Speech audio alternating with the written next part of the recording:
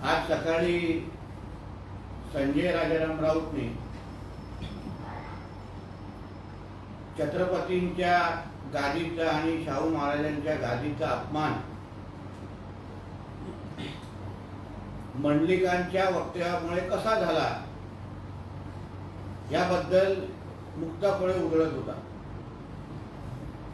आता हा संजय राजाराम राऊत नेमका कोण ते आपल्या सगळ्या जणांना आठवत असेल. पेपर ठेव रे. आपल्या सगळ्या जणांना आठवत असेल की ह्या संजय राजाराम राऊतने आमच्या छत्रपती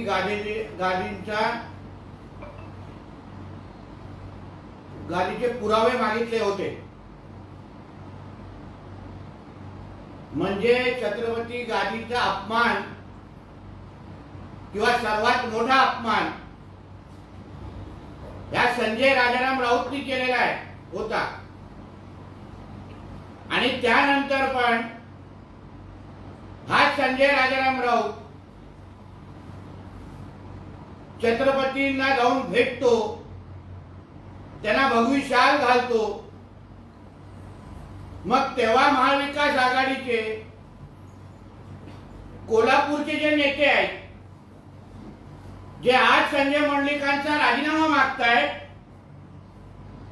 तेव्हा त्यांनी राजीनामा किंवा माफी मागतायत,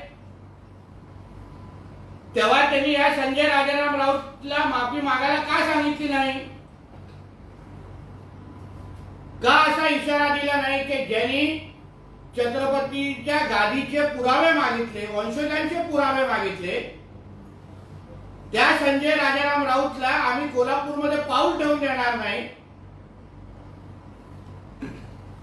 महाराजांच्या घरी शिरायला देणार नाही, असं वक्तव्य तेव्हा महाविकास आघाडीच्या नेते मंडळींनी का केला नाही? हा प्रश्न मला या निमित्ताने विचारायचा आहे. मग खऱ्या अर्थाने तुम्हाला छत्रपतीच्या गादीच्या आवाला मान असेल, तुम्ही आदर ठेवत असाल, तर मग जो नियम तुम्ही संजय मंडलिकांना लावताय तोच नियम तुम्ही या संजय राजाराम राऊतला का लावला नाही? हा सवाल मला महाविकास आघाडीच्या कोल्हापूरच्या नेत्यांना विचारायचा आहे. मग पुढे बोलत असताना की अमित शहाजी मातोश्रीवर यायचे तेव्हा हेच उद्धव ठाकरे होते. त्याच उद्धव ठाकरेंना आणि शिवसेनेशी चर्चा करण्यासाठी ते मातोश्रीपर्यंत यायचे. पण या बावळटाला माहित नाही की आदरणीय अमित शहाजी असतील, आदरणीय आमचे देवेंद्र फडणवीस साहेब असतील, किंवा भारतीय जनता पक्षाचा कुठलाही आमचा प्रमुख नेता हा मातोश्रीमध्ये आदरणीय हिंदू हृदय सम्राट बाळासाहेब ठाकरेंच्या बद्दल आदर असल्यामुळे तिथपर्यंत यायचे.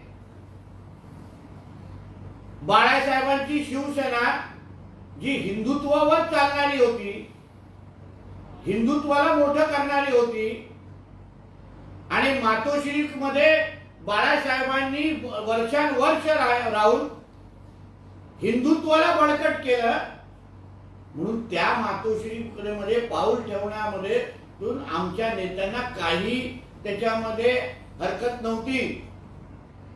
कारण का ज्या जागेवरून हिंदुत्व मोठं होत होतं, ज्या जागेवर बाळासाहेब ठाकरे राहत होते, तिथे जाण्यामध्ये आमच्या नेत्यांनी कधीच दोन विचार केला नाही. पण आजची मातोश्री आणि आजची ही उभाटा नावाची जी काही उद्धव ठाकरेचा गट आहे, त्यांचा आणि हिंदुत्वाचा काही संबंध आहे का? ज्या काँग्रेसनी आणि ज्या पवार साहेबांच्या गटाने वर्षानुवर्ष हिंदुत्वाचा द्वेष केला,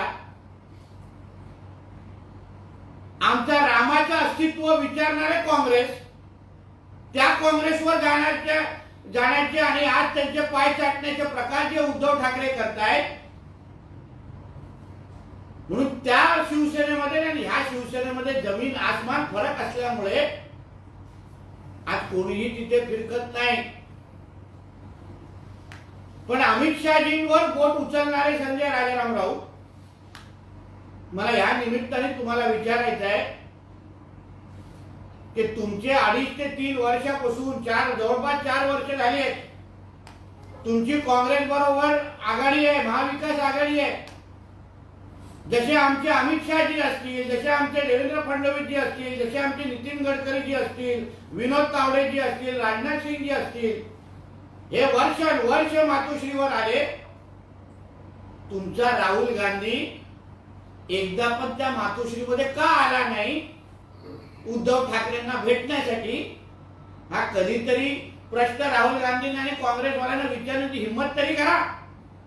जो मान भारतीय जनता पक्षाच्या नेते मंडळांनी युतीमध्ये असताना उद्धव ठाकरेंना किंवा मातोश्रीला दिला, तो मान आजच्या तारखेला हे काँग्रेसचे नेते मंडळी, काँग्रेसचं नेतृत्व मातोश्रीला देतं का?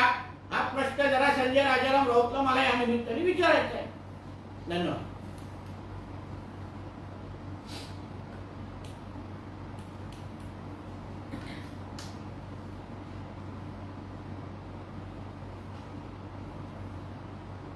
संजय राऊत असं म्हणतात की त्यांना संसद ताब्यात घेता येणार नाही. ही रशिया नाही, इथे पुतिन पॅटर्न चालणार नाही. इथे लोक काय ते ठरवतील, मतपेटीच्या माध्यमातून लोक ठरवतील. गैरमार्गाने मोदींनी संसद ताब्यात घेतलेली आहे. आदरणीय मोदी साहेबांना ना संसद ताब्यात घ्यायचंय, ना इथे हुकुमशाही गाजवायची. आपला देश आजही जगातल्या लोकशाही देशांमध्ये फार अग्र क्रमांकावर आहे आणि ते आदरणीय मोदीजींमुळेच आहे. पण जसं तुझ्या मालकाने महापौर बंगला ताब्यात घेतला, हडपला, महापौर पद तेव्हाच्या ज्या पेडणेकर ताई आहेत, तुझ्या मालकाला आणि तुझ्या मालकिनीला जे महापौर बंगला हडपायचा होता, महापौरची जागा स्वतःच्या ट्रस्टच्या नावाने करून घ्यायची होती आणि त्या निमित्ताने मुंबईच्या महापौरला राणीच्या बागेमध्ये त्या प्राण्यांमध्ये जाऊन राहायला सोडलेलं, तसं मोदीजी कधीच करणार नाही. मोदीजींनी संसदला आणि आपल्या संसदेला जगभरामध्ये मानक मिळवून दिलेला आहे. पण ताबा कसा ताबा घेणं म्हणजे काय हे जरा तुझ्या मालकाला विचार. कारण का मुंबई महापौर आणि मुंबई महापौराचा बंगला हे तुझ्या मालकाने हडपलेला आहे, त्याबद्दल थोडं भाष्य कर.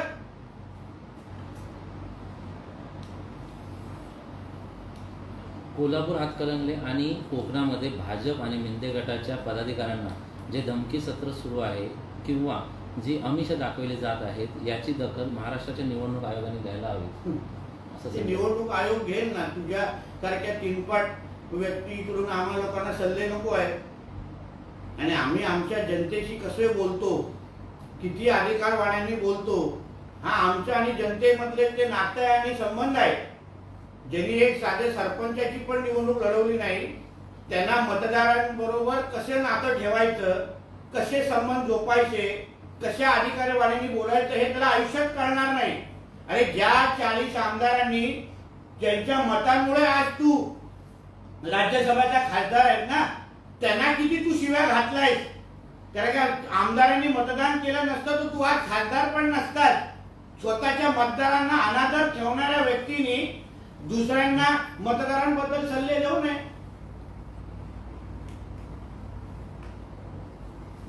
एका बाजूला विरोधकांवर आचारसंहिता अत्यंत कठोरपणे लावतात आणि दुसऱ्या बाजूला सत्ताधारी पक्षाची लोक सरपंचांना धमक्या देत आहेत. आम्ही हे चित्र लोकशाहीसाठीच आहे का?